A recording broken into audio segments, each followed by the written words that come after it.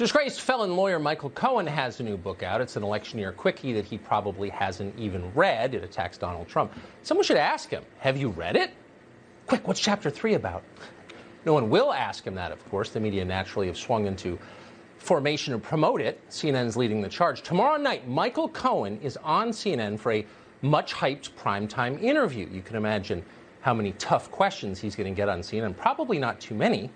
For Michael Cohen, CNN is like a second home. He's got a lot of close friends over there, including, we told you about this last week, the channel's chief bodybuilding correspondent, Chris Cuomo. We'll have much more on the friendship between Cohen and Cuomo later in the week.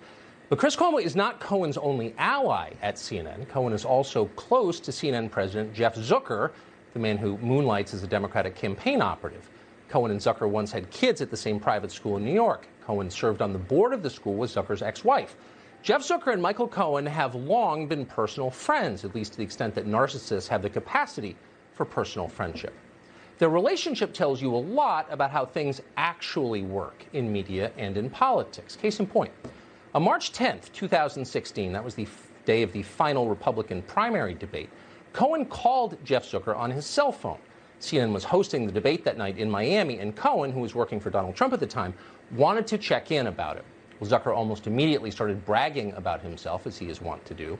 After a few pro forma words about their family, Zucker launched into an extended lecture about his own importance. Here's the thing, Zucker announced to Cohen. You cannot be elected president of the United States without CNN. Fox and MSNBC are irrelevant in electing a general election candidate.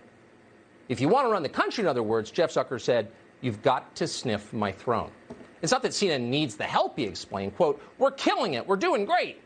But Donald Trump badly needs CNN. Quote, you guys have had great instincts, great guts, great understanding of everything, but you're missing the boat on how it works going forward. Oh, how it works going forward. Okay, Michael Cohen replies, why don't you email Donald Trump and tell him that? And at that point, for the first time in the conversation, Jeff Zucker pauses. It turns out that Jeff Zucker doesn't like to write things down. Sneaky people never do. So here's what he says next. I'm very conscious of not putting too much in email.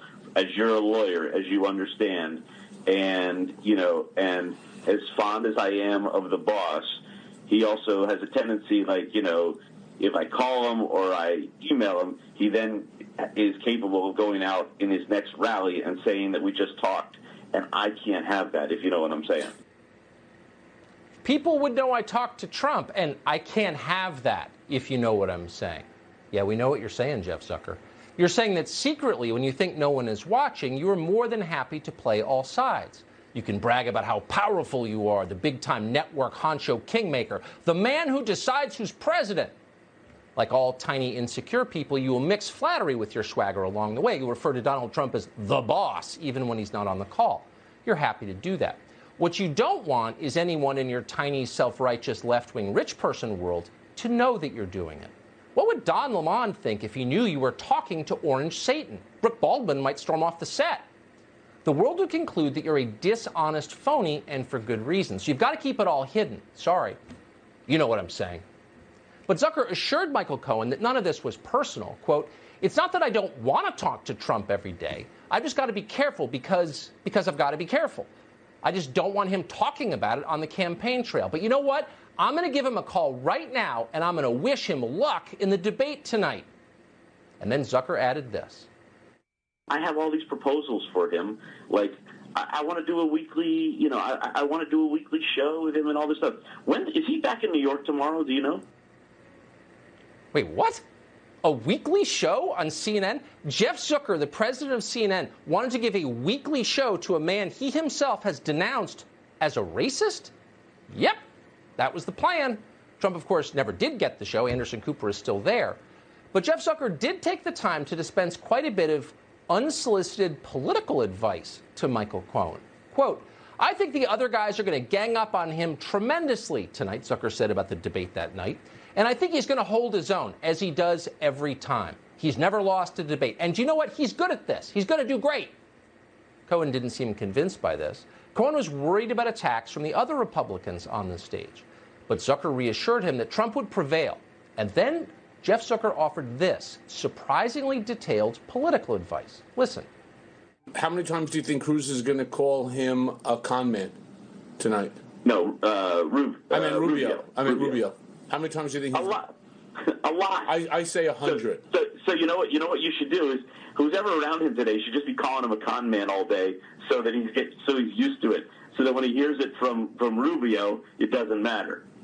Hey con man, hey con man, hey con man, hey con man, hey con man. Yeah, great. You want to get so like you know. Yeah, you want to get smacked in the head. They think that he thinks that's his name, you know. Hey con man, hey con man, hey con man, says the con man. There it is. That's how it really works. Inside tips on how to navigate the CNN debate from the head of CNN.